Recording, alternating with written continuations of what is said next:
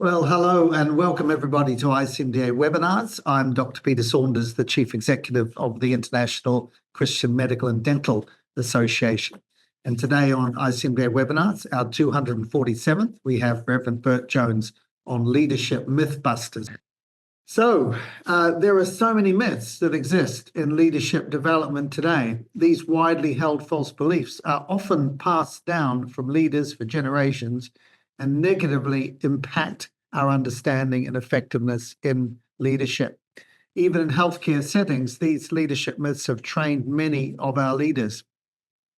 Join us for this ICMDA leadership webinar as Bert Jones explains these widely held leadership myths and exposes the truth about these misunderstandings. Our goal in this webinar is to equip healthcare professionals with these insights in order to more effectively lead and serve in their current roles and increase their potential for future leadership impact. So it's a real pleasure to have Bert Jones here. Pastor Bert serves as the Vice President of Missions and Member Care for the Christian Medical and Dental Associations in the US, which is our largest member body worldwide. And in this role, Bert oversees all the mission outreach ministries of the CMDA, as well as the Center for Wellbeing. He also serves as the chaplain and coach for CMDA. Bert's a certified ACC coach with the International Coaching Federation, and he's authored 2 leadership books with Dr. David Stevens, Leadership Proverbs and Servant Leadership Proverbs. Has authored also a leadership journal from Leader's Journey, and his latest book is called Dig In, which is a devotional book. So, Bert, it's just a great pleasure to have you joining us today. We really look forward to hearing your insights and to engaging with you in dialogue afterwards. Over to you, brother. Thank you. Thank you so much, Peter, and it is a great privilege for me to connect with you today and be a part of this leadership seminar and training.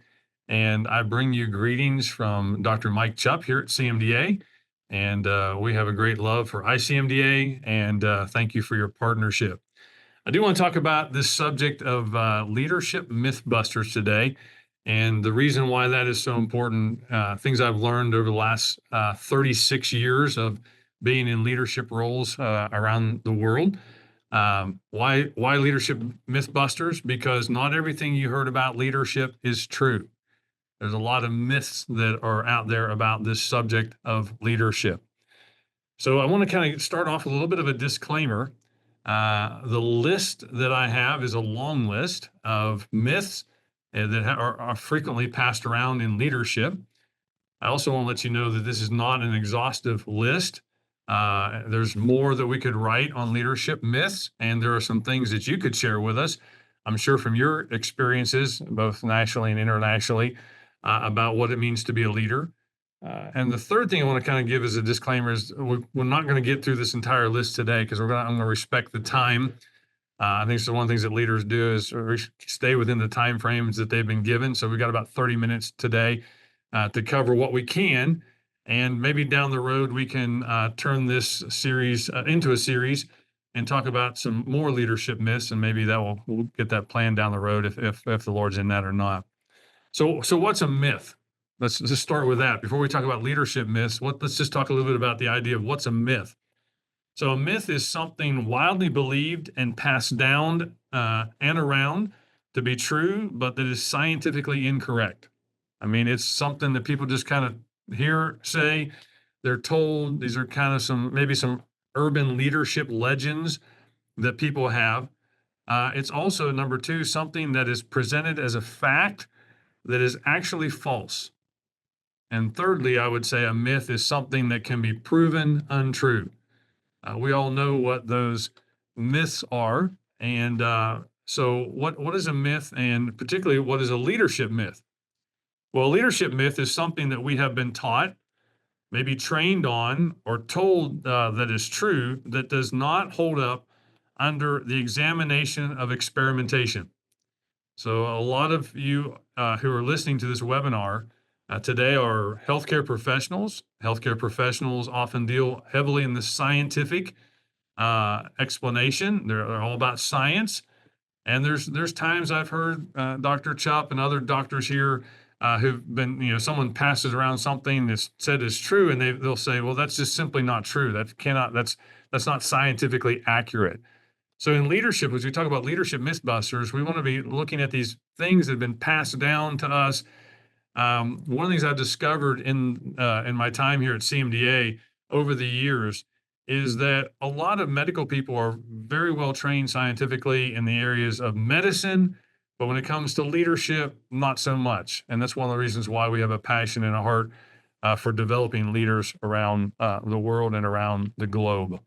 So let's just jump in today, as in our time together, and kind of see what we can cover in terms of these leadership myths. I hope these uh, explanations are helpful to you. And as we begin to jump in, there was a program here in the United States that was on TV for quite a long time. I don't know if it was translated in some of the other countries where you're at, but it was a show called Mythbusters. Two brothers who were kind of scientists, and they would take these common myths that people had been told, things like, don't ever get into the water after you've eaten your lunch or your dinner, and you need to wait 30 minutes, or else you could get very sick or drown, and things like that.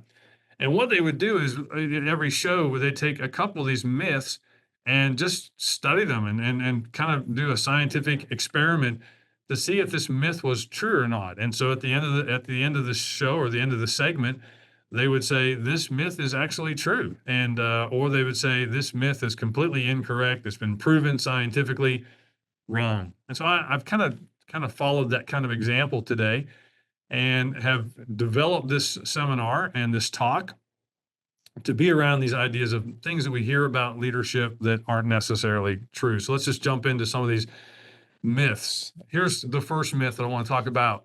And the myth is this: a great title is vital to lead. A great title is vital to lead. Now, I've done some study on this myth, and what is actually true is that a title is not an absolute necessity for a true leader. True leaders don't have to have a title to lead. John Maxwell's definition of leadership is influence. A true leader will exercise their influence whether they have a title or not. In fact, sometimes you'll know some of the greatest leaders that don't necessarily have a fantastic title or a title, but they lead because that's who they are. Some of the greatest lessons I've learned in leadership. Now, I have had the privilege of being a CEO. I've had the privilege of being a senior pastor. I've had some good titles. I have a great title right now as Vice President of Missions and Member Care here at the CMDA. But that title doesn't entitle me to lead. It's an opportunity to lead and an opportunity to build on that. But some of the greatest lessons I've learned about leadership have come from the second, third, or fourth chair of leadership, or even as a volunteer, as a person who just volunteers their time. Currently, right now, Dr. David Stevens and Dr. Gene Rudd and myself have been involved in helping a little local church here in our community, and all of us are volunteers. We help out preaching and teaching in the church, but none of us are paid. None of us are actually on staff or have a title in that, but we've just tried to exercise our leadership gifts to make a difference. What I want you to understand about this idea of a great title is vital to lead being a myth is that leadership is influence, not importance. And if you go into a setting thinking, okay, I've got this great title, that's going to entitle me to lead in this organization. It's not about an important title. It's not about the title is not the importance. It is influence that is the significant part. Leadership is influence, not importance. The person with the best title in an organization isn't always the best leader in the organization. We know that to be true. At the hospital, it may not be the person with the title of CEO or the head of this or that is actually having the influence or exercising that. Simon Sinek said this: a boss has the title, the leader has the people following him. And I think it's a great quote. The question is not who has the title and who's entitled to lead, but who has the influence and is impacting the organization through their leadership thoughts and ideas. Donald McCannon said this: leadership is action, not position. So you may have a title and hold a position, but it's the actions of the leaders that make all the difference of the world and in the world. And so, what I want you to see today on this Mythbuster Leadership Mythbuster seminar is that a title is just a tool. I've viewed through the years is okay. What a title will often open the door, but it won't keep you necessarily in the room unless you're exercising your leadership gifts and your leadership abilities. So, number one, leadership mythbuster number one, a great title is vital to lead. Now, influence is vital to leadership. And so that's the first mythbuster. Let's look at number two. You need to be in charge to lead change. You need to be in charge to lead change. This is a huge leadership mythbuster. At the CMDA, the truth is you can effectively influence change from every level in the leadership org chart. You don't have to be in charge of anything to create a sense of leadership and influence. One of my jobs here at the CMDA is overseeing the Center for Wellbeing. It's the coaching ministry of CMDA. And we're having a lot of coaching sessions right now. And if you were to ask me, what's the most common theme that you're encountering as you're coaching healthcare professionals? And I would say, without a doubt, the number one thing that I'm coaching on and our team is coaching on are frustrations. Frustrations in their context, their hospitals, their medical centers, the organizations in which they're working on. And it's almost as if a lot of these leadership professionals, these medical professionals, are just kind of throwing up their hands and saying, I'm frustrated with these insurance companies and these organizations who've stepped in and they're not doing things effectively. And I've actually had some say to me, there's nothing I can do about it. There's nothing I can do. I'm not the head of this, and I'm not in charge of this, and there's nothing I can do about this at all. Well, that's a myth. There's a lot of things that you can do about it. In our Center for Wellbeing, in our coaching course, the 501 coaching course, and I know we've offered that to ICMDA, and maybe many of you have been through that coaching course, you'll understand this particular slide because we teach this. And I thought this would be helpful for us, if you've not been through it, to go back and at least review this idea. So in the center is a black dot, and there's some significant things about this model that we use. In fact, yesterday I was coaching someone and they shared one of those, there's nothing I can do about it moments. And I pulled up and pulled out this slide. So the center dot is you. It was a leader. You're that center dot there in the middle of the green. And the inner circle, your domain of actual control. So that green section there is what you have the ability to control. So in my role here at CMDA, I'm not the head leader here, but there are some things that I have some leadership control over, areas under my areas of responsibilities here at CMDA. There are things that I see that, you know what, if it's not working well, I can make a change because it's an area of control that I have over, or oversight that I have as a leader here at CMDA. But then there's this next role circle, the outer circle, is your circle of possible influence. It's not a guaranteed influence. It's a possible influence. Now, my kids, when they were younger, they were used to dad being a senior pastor or the CEO of a mission ministry. And oftentimes, if I saw something that wasn't working, I would just make the change because I had the area of control on that. When I left that role and was maybe a church that we were attending that I wasn't the pastor of, my kids would tell me, Dad, that was awful. What are you going to do about that? Well, nothing, because it's not under my area of control. But however, that yellow section is a area of possible influence. Maybe there's something I could do to reach out to those who do have control and to possibly bring some area of influence to that. And then the outer circle are the circles that we just don't have any control over at all. We can't even have an influence. And sometimes we have to understand that is not our case. But what I want you to see in this model is that you don't need to be in charge to lead change. You need to look at what kind of influences do I have with key influencers? What potential possibilities of influence do I have within this organization, or to make a positive change? Who could I talk to? what could I do to maybe something that's out of my area of control, but what's something in my area of control that I could bring positive change that others maybe who are influencers who could make a change, they would see that and say, look what Bert's doing here. Bert's doing this in his area of ministry under his area of control. So I think it's a myth. You need to be in charge for you to be in control of making those kind of changes. So I think opening up our eyes to that and making that understanding is important. I read a book by John Maxwell years ago called The 360-Degree Leader. And so there are some things you're at the top of the org chart and you can bring change just immediately by sending out a memo or announcing something. But there are other things that you do that you're maybe on a team or you have people above you. We have to think about influence. How do we become? And in the book, The 360-Degree Leader, and another book that has influenced my life is Leading with Billy Graham.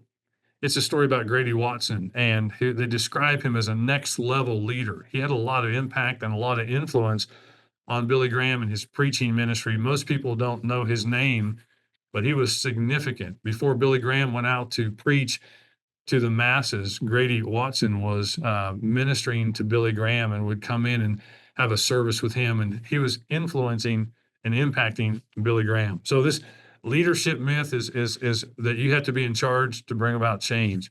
Let's look at the next one. Born leaders are better leaders.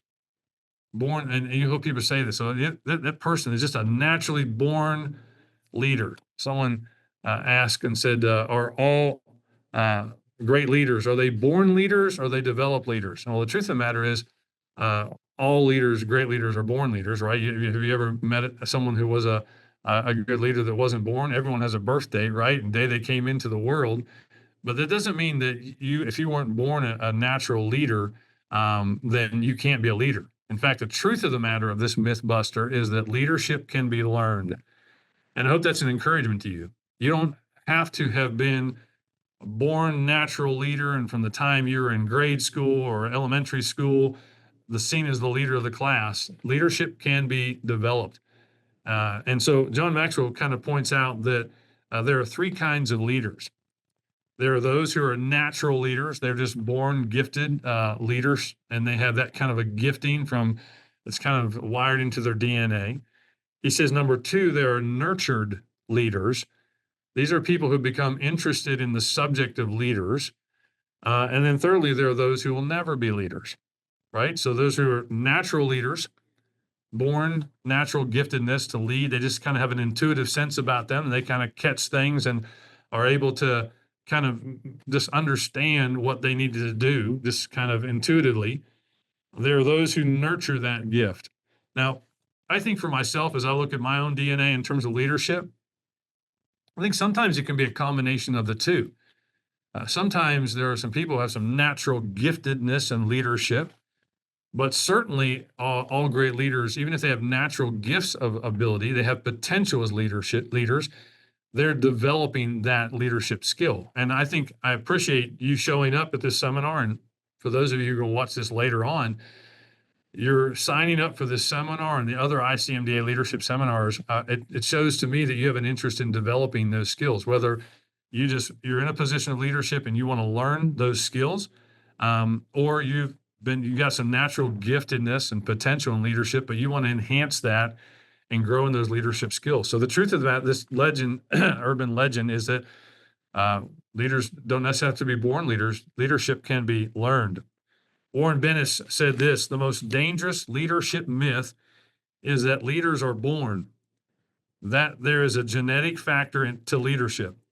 This myth asserts that people simply either have certain charismatic qualities or not. And that, he says, that's nonsense. In fact, the opposite is true. Leaders are made rather than born. They're nurtured rather than natural leaders. And some believe that leadership cannot be learned. It comes only naturally. But I do think that there is a strong truth to this idea that if you give yourself to leadership, Dr. David Stevens and I wrote 2 books together, Leadership Proverbs, and some of the other books I've written on this subject of leadership. I've given myself to the subject of always growing as a leader. One of the practices every day, I read a chapter or something on the subject of leadership. I'm always investing in my leadership growth. I would always end the day, still do this, last night. What did I learn about leadership today? And a lot of the proverbs that I've written about leadership are just simple truths. What did I watch in someone else who was leading that I thought that's great. That's a great lesson that I learned today about leadership. Or what did I observe today that I think to myself, you know what, if I was ever in charge of something, I might do that a little differently. What would I do differently? A lesson that I've learned on leadership. The truth is that leadership can be learned. Look at this fourth leadership mythbuster. Every person has the potential to be a great leader. Every person. You hear that a lot of times. Everyone has this great potential. They have a potential to be a great leader. Now, it is true that a lot of people are leading, right, at different levels, but it's the truth is that some people are just not wired with leadership gifts. This is true in terms of biblically. The Bible, the leadership is one of the spiritual gifts. God gives some people the giftedness of leadership. There's other people who have the gifts of help, the gifts of encouragement. They have other gifts, and God distributes those biblically in a way that as we work in our giftedness, then we can make an extreme difference. So there's a biblical case to be made that this is not true. Not everyone has the potential to be a great leader. Now, everyone has maybe a potential to be an influencer, which by definition is a leader, but there are some people that work best in their areas of giftedness. So, for example, in my Bible study last night, we were studying the Paul and especially Barnabas and their roles. Now, I don't know that Barnabas was a naturally gifted, great leader. However, he was significant in the role and significant in the development of Paul. I saw at the time to become Paul, to become this tremendous leader, influencing even us today, and his writings and his thoughts and his theology, and what he did to build and grow the Church of Jesus Christ. Paul was definitely a great leader. I think the tons of leadership lessons we could learn from the Apostle Paul. The question is, was Barnabas a great leader? Barnabas was a great encourager.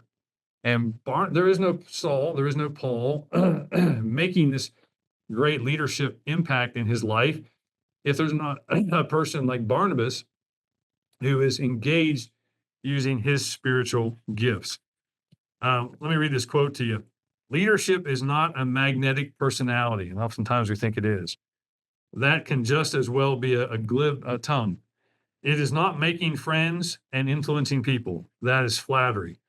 Leadership is lifting a person's vision to high heights, the raising of a person's performance to a higher standard, the building of a personality beyond its normal limitations. That's what Peter Drucker says about this idea. So leadership myth number 4, every person has a potential to be a great leader. The truth is some people are just not wired with that DNA giftedness of leadership, but God still has great plans. We need to work in our area of giftedness. This one's an interesting one. The myth is that the grass is greener on the other side. There's a lot of times people who hit hardships in areas of leadership. They've hit frustrations in the areas of leadership, and they begin to look outside of that for something better that they think is going to be better. And it will always be better if they go somewhere else. I wish I was not here, but I wish I was somewhere else. Well, the truth about that myth is this: every setting has its setbacks, right? If you leave the setting that you're in right now, convinced that somewhere else will be better, it has, I like to say all the time that, to the idea that the grass is greener on the other side, that's just simply not true. The grass needs to be cut on the next assignment, just like it needs to be cut on the current assignment. Also, the weeds need to be weeded in your next assignment as well. The grass is not always greener on the other side. And some people have this idea that it can be better in somewhere else. Like if I just make a change somewhere else. Well, and those weeds there need to be worked on as well. Now, leaders accept changes in their lives and their roles, I believe, as we think through this myth, not necessarily based on it's going to be greener on the other side, but they base those decisions based on simple things like calling, challenges, and commitment. You say, what do you mean by that? Well, I think God calls leaders to new assignments, and sometimes it's not always a greener, greater opportunity, it's sometimes maybe a step back. Maybe it's not a limited factor, or there's a huge challenge that this new organization or new medical facility change in leadership. It's not necessarily always a greener opportunity. But it's based on calling. God's called us to do this, or there's a challenge, and God can use my skill set to grow something or make a difference, and the commitment to serving the Lord wherever God calls. So I remember being a student at Asbury University in Wilmore, Kentucky, and it was in a holiness conference that I made a commitment. I went to the altar and I made this commitment. God, I'll do whatever you want, whenever you want, wherever you want. I made the commitment I made was I'll go anywhere, do anything, anytime, as long as you make it clear that God's calling me. It doesn't matter if it's a better opportunity. I remember being on staff and at Go International as a young associate evangelist. That was my title. I led teams. I traveled around the country and preached. And God clearly called me to take a step. And there was 3 couples meeting in a garage in a little who wanted to start a church. And God called me to be the pastor, the founding pastor of the church. Looking at the grass greener, it wasn't necessarily a greater opportunity, although God used the skills and leadership that God had given me to step in and use those gifts that He'd given me to build a great church there. I have a dear friend. His name is Mike Sigmund, and I've traveled almost every year. This summer, I'll be preaching at their camp. I've been there probably 18 times in the last 22 years. Mike's a dear friend of mine, and he was the bishop of a denomination. It was a great, great title. He moved from being the bishop of the denomination to being the president of a large Christian seminary. That kind of makes sense. You're a bishop of an organization, you become the president of a seminary. It's a step higher. And then one day I was with Mike, and he told me that God was calling him to become the pastor of a church of about 150, 200 people. My mind was just blown because here's a bishop of a denomination who's now the president of a seminary, and he's leaving the presidency of this well-known seminary to take on this little church. Why did he do it? Well, God had called him. He made a commitment that whatever God had called him to do, he would do. And he was following and using his commitment and his gifts to do something great. Now, I can tell you, when I see Mike this summer, that the church he pastored, he'd led of 150, 200 people, is now about 1,500 people. Well, how does that work? Well, God called him to something that didn't seem greener, but God called him to do something that God knew that he could use his giftedness and be used for God's glory. Let's look at this myth. Money and moving up the ladder are always great motivators to leaders and in leadership.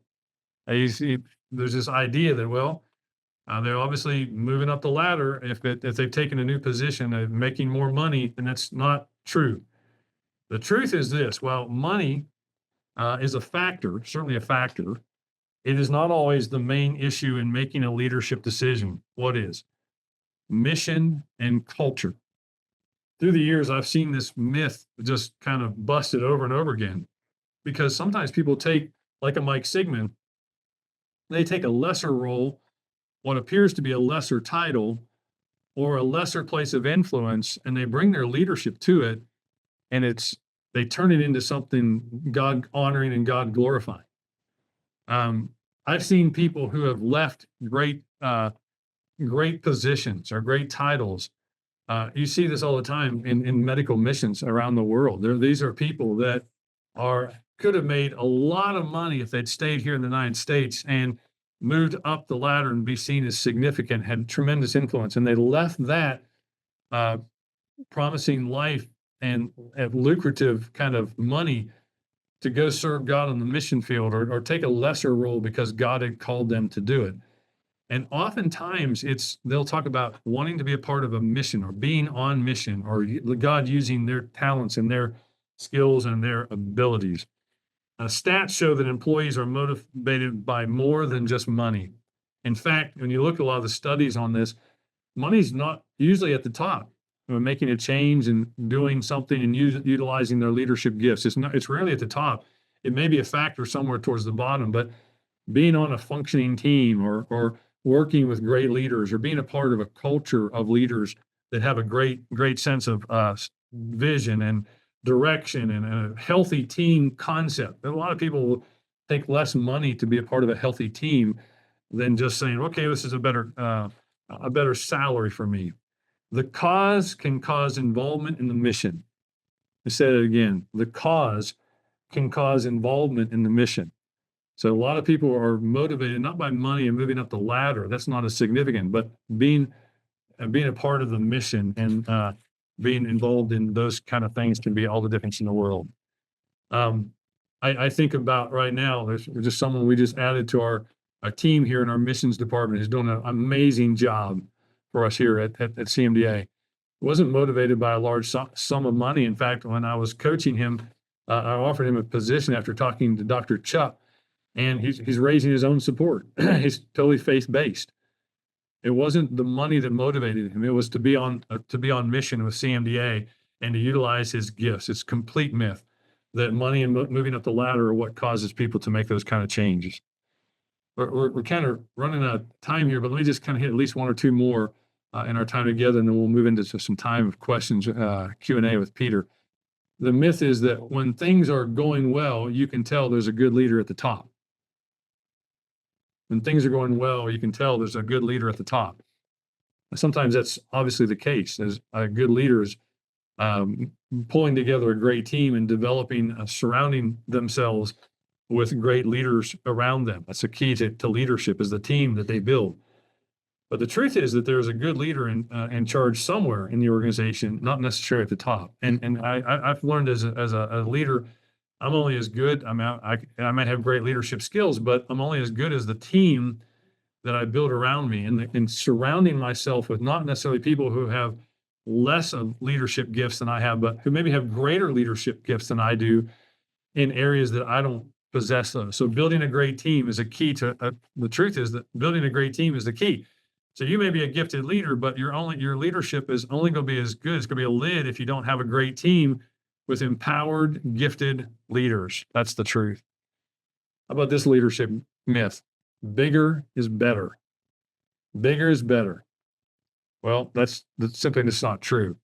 The truth of the matter is better is better. Bigger is not better. It can be.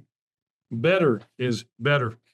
I like this word, and I don't know how well this will translate into some of the people who are listening via interpreters today, but it's a phrase that I learned several years ago. It's called betterfy. Betterfy. What does betterfy mean? It means it's the process of taking something and making it better.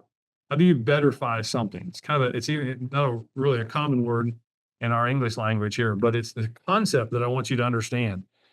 This idea that bigger is better is just simply not true. There are many examples of things that bottomed out when it got bigger, right? There are a lot of ministries, there are a lot of organizations, there are a lot of hospitals that was very effective at this size. And because they didn't have the infrastructure in place, they got really big and they bottomed out because they didn't have the leadership in place. They didn't have the systems in place, and it got big and it got chaotic. Here in the United States, we have this issue a lot of times where small towns begin to grow and people begin to move in, and the town doesn't have the infrastructure for the changes and for the growth. And then it becomes a nightmare. Traffic is just terrible because they didn't build road systems to keep up with the growth of the town. And oftentimes we have leaders who are just trying to make things bigger and bigger and bigger, thinking the bigger it gets, the better it gets, and it's just out of control.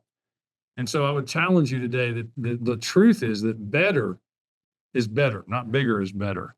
Number 9, if it worked before, it will work again. Myth, right? There's people who go from one organization, they have some leadership success, and they think, well, I'm in a different setting or in a different climate or culture of leadership. I'll just do what we did before. It's a myth. The truth is that current success is not always a clear indication or indicator of future success. There are many factors involved, significant. There are a variety of variables for that to be true.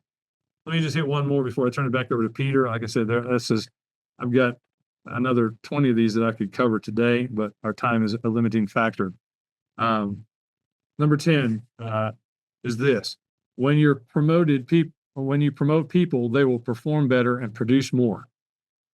We call this the Peter principle in leadership. And there's this idea, okay, well, maybe to get more output or greater leadership skills, let's promote someone into a new position.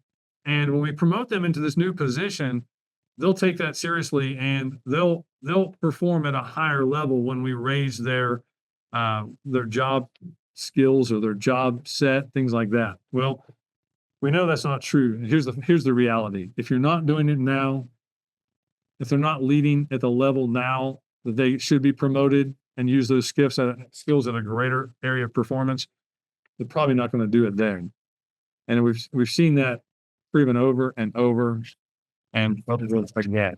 So I'm going to stop my screen sharing here. I'm going to invite Peter back to join us for some Q&A, and maybe down the road we'll have an opportunity to discuss some more of these leadership myths. So Peter, we turn it over to you. Okay, thanks very much, Bert. So there you have 10 leadership myths, and we've now got a time for question and answer. So our first question, Bert, here, an anonymous attendee says, should Christians aspire to leadership in church, work, and family? And if so, how should aspiring Christians interpret 1 Corinthians 7:17, which says, each one should retain the place in life that the Lord has assigned to him and to which God has called him. This is the rule I lay down in all the churches. So is leadership something that we should be aspiring to? Yeah, I think it's a great question. The first thing that comes to my mind, I don't have the reference memorized, unfortunately, but it is Paul who says those who aspire to leadership desire a good thing. So I don't think it's a bad thing for Christians to desire, Lord, if you can use me, Lord, if I'm feeling called into some leadership roles, maybe at the hospital, maybe within your community, maybe within your church, Lord, I'm kind of sensing called to that. But I think the confirmation of that is really important. Are you manipulating things to get into leadership? Are you trying to make something happen that God isn't opening up a door? I don't think it's a bad idea. I remember when I first realized that God had given me some leadership gifts, and I didn't kind of pursue those by, here, I want to be a leader. Will you hire me as a leader? But I began to develop those skills. I made myself available to God. I said, God, if this is you calling me into these roles of leadership, would you open those doors? I think the other thing is that oftentimes leaders in Christian settings, they want to be the top leader. And so they want to go from being where they're at to being a top leader somewhere. In my life, I learned that the longer path was a little bit stronger path. And so I made myself available. I said, Lord, if you can use me as a leader, I'm willing. If you don't, I'll just stay in this current role that I'm in. But by being an assistant, by being an associate, by being on a team, I learned about leadership. And I began to be recognized for the leadership gifts that God had given me, and was moved up. That I wasn't trying to manipulate those leadership opportunities. So I think as long as you're not trying to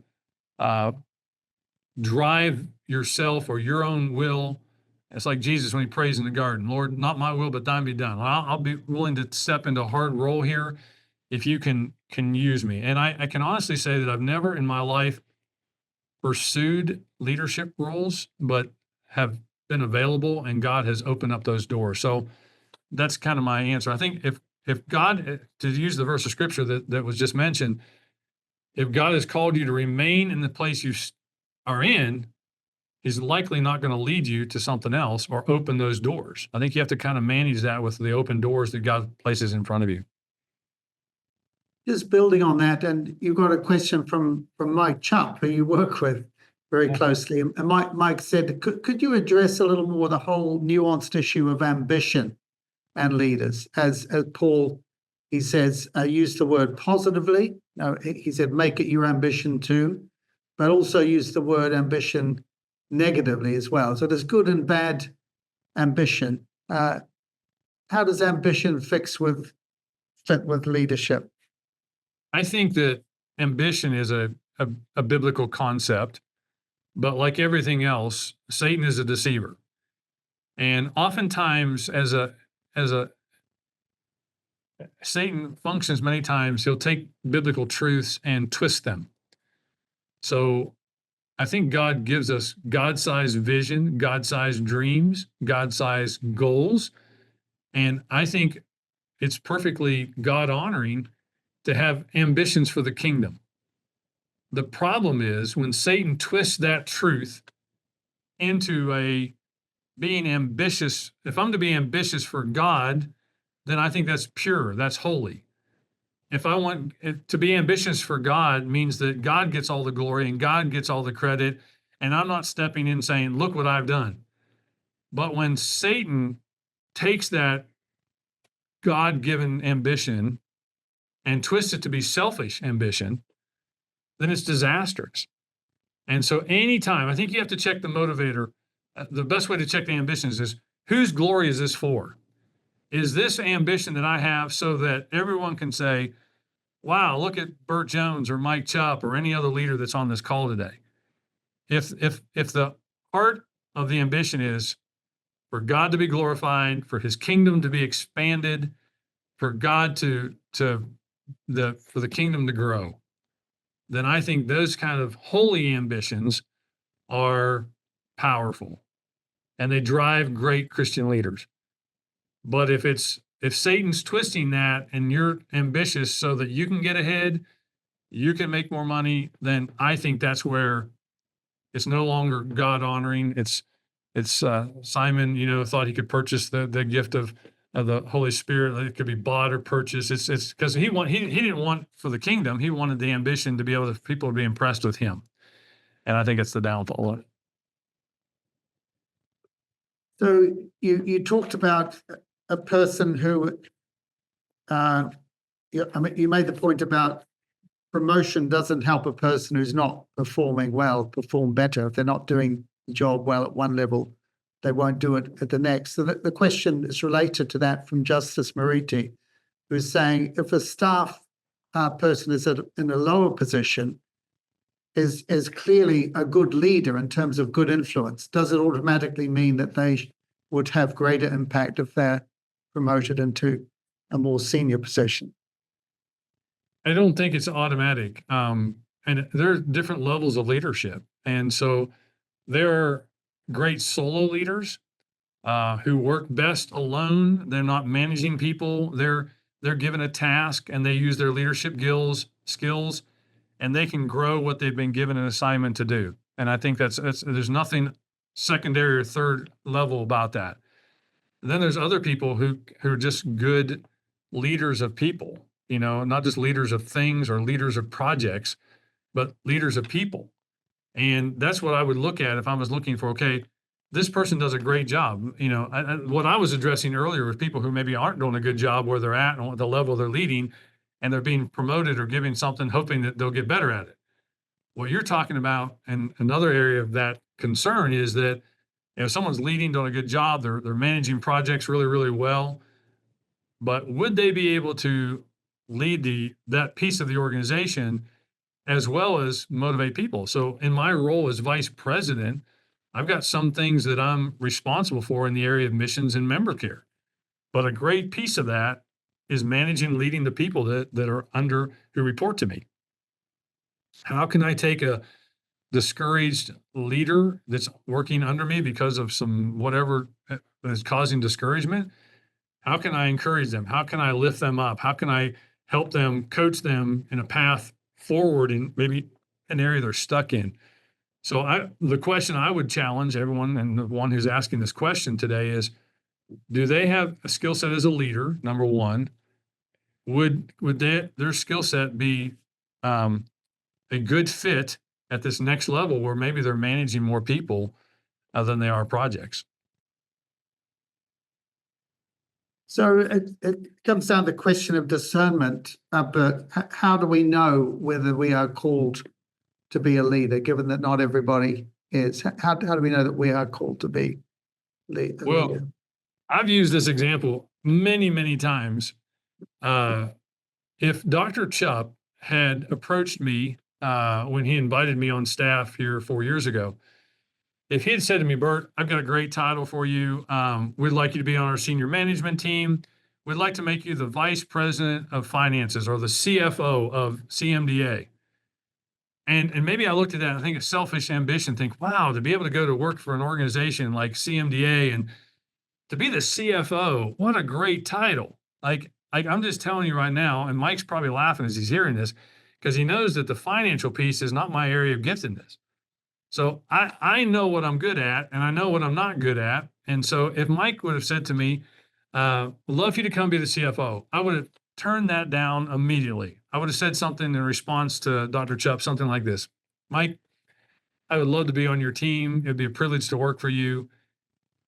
Great title, great level of influence in an organization like this. But that is not, I know clearly God's shown me what I'm good at and what I'm not good at.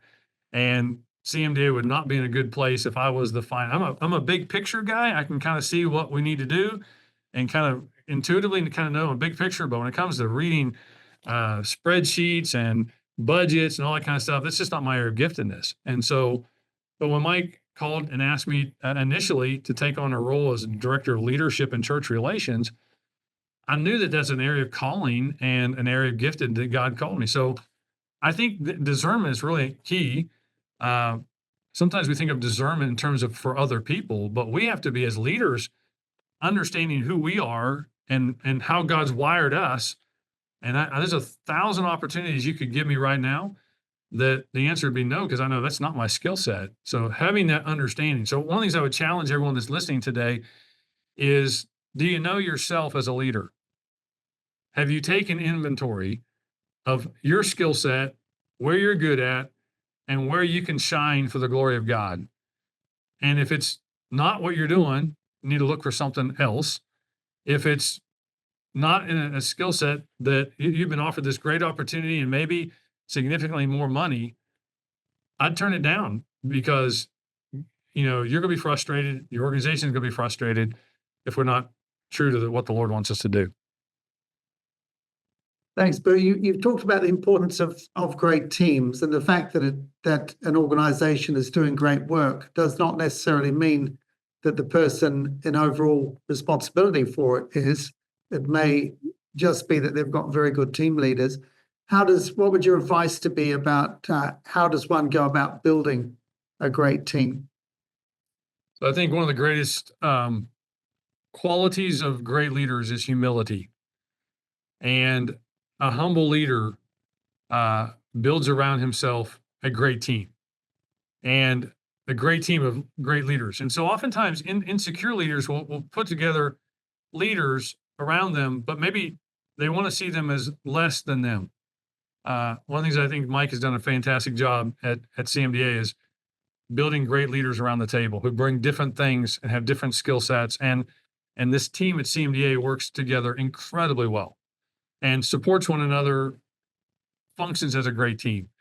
And so I think, but in order to do that, there has to be a spirit of humility in the heart of a leader, like realizing that, I've just always known that, I talked about the finance. I've always put great people in that role that maybe I was weaker in and trusted them, got them to speak into my life, give me advice and wisdom. So I think, but you can't do that if you're a prideful leader. If pride is in the heart of a leader, it's a downfall of a leader. So a humble leader is taking their role seriously, and there is always, there's never really an organization that is being successful that doesn't have a team of people and a great leader at the top. But that's what I would recommend: the whole idea of humility and not being afraid of having someone in a secondary or third level seat that may be greater insight or greater knowledge than the person in the first seat. You talked, Bert, about the importance of infrastructure and, things growing, if you like, out of control. Bigger is not necessarily better. Better is better. Can you give us a few thoughts about the importance of infrastructure in an organization? What you actually mean by that? So a lot of times great leaders are just great visionaries, and a lot of times a great leader will never heard a good idea that wasn't a great idea, and so But sometimes you have to there has to be someone on the team who's like, whoa, let's hit the brakes here for a second. That's a great idea that could have an impact on a lot of people. But do we have the finances to support that? I mean, we're constantly being offered, you guys ought to start this. You guys ought to start that. CMDA should add this to its. Well, it'd be very tempting to do that at times, but sometimes you have to look at the realities. You have to look at bottom lines. You have to look at budgets and say, okay, that's a vision. If God's calling us to do this, then what kind of infrastructure internally do we need? Who would oversee that? Because sometimes right now your current team is at capacity, and they're doing all that they can do, and they barely can keep that going. And so you frustrate your team, because if you just keep adding, here, you do this, we're going to start this, you add this to your plate, it's just unsustainable. So one of the things I would challenge those on this call is that, how do we grow in time with infrastructure? Like, okay, we've raised the money, and so now we have the budget to do this. We've hired necessary support staff to be able to add this, and then we're good. But if we're just adding good ideas, then you're frustrating your team. You're putting your budget at risk, and it's terrible. You're just like I was using the example of the town that's grown. There's people everywhere, but they didn't grow the streets. They still have 2-lane roads, and they should have 4-lane highways. And so at rush hour, you're just stuck in traffic because you didn't build the infrastructure that matched the growth of the organization. If you're working, and this will be the case for, I think, many people on this call, and that they're working in an organization, or maybe a hospital, maybe a clinic, or whatever, where there may not be optimal leadership, where the leaders are perhaps struggling in a way.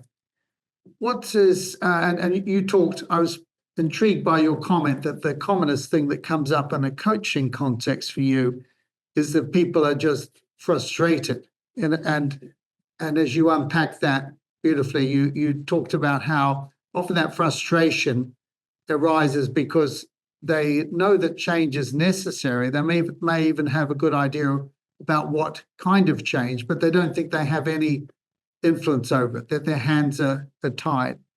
So, given that leadership is influence, how can we best support those who are perhaps in leadership positions above us in the organization to help them lead better?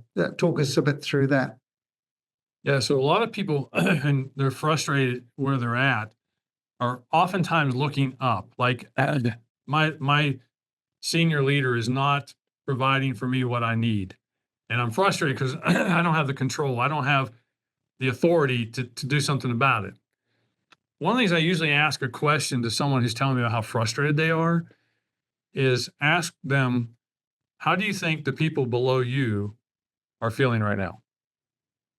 Like, do they have the same frustration that you're not doing what you could be doing? So one of the things I try to challenge people, or try to guide them in a conversation, is to help them understand that, okay, I may not be able to control who's above me, but example is always the best. Data is always a great influencer. So I've challenged people at times at that level of frustration. Okay, what could you do that you do have the area of control on it? Or what could you do with your team to show something that maybe needs to be done, and that others would look and see the success of that? So rather than being frustrated and throwing your hands up and saying, I can't do anything, look around, ask the question, what do I have the ability to do that could be an example to someone above or around me, or be positive for the people that direct report to me? And in one case of someone, weeks later, he came back after that frustrating kind of comment. He said, I decided that we have a bad culture here, and I decided that with the people that took them all out. I brought lunch in one day before, we were doing something big, and began to describe that kind of how it impacted his culture. And what he saw over time was the things that he was doing positively began to be noticed by other people because there was a higher sense of morale in his group than other groups. And so I think instead of always being frustrated and kind of, well, this is their problem, let's just look at what we can do to impact it. Now, the other thing I think, we've read a book here called permission to speak freely, is a concept that we've kind of implemented here at CMDA. I think building a relationship with the people above you, you don't just walk in and just blast them and say, you're doing a terrible job, and if you just did these 10 things, you could be a better leader. But when you build a relationship and have trust with your senior leaders, then sometimes you can ask that question, do I have permission to speak freely and tell you something that I think maybe you need to hear, or at least I'd like to suggest? When there's not a sense of distrust there, then the leaders above you may feel more likely to listen. Sure. And I think that's a great note to end on. We've sadly run out of time. But we've been listening to Bert Jones on Leadership Mythbusters. And it just remains to me to say thank you so much, Bert, for sharing your wisdom today, and to all of you for joining us today on ICMDA webinars. We look forward to seeing you again soon. Thank you very much, and God bless you.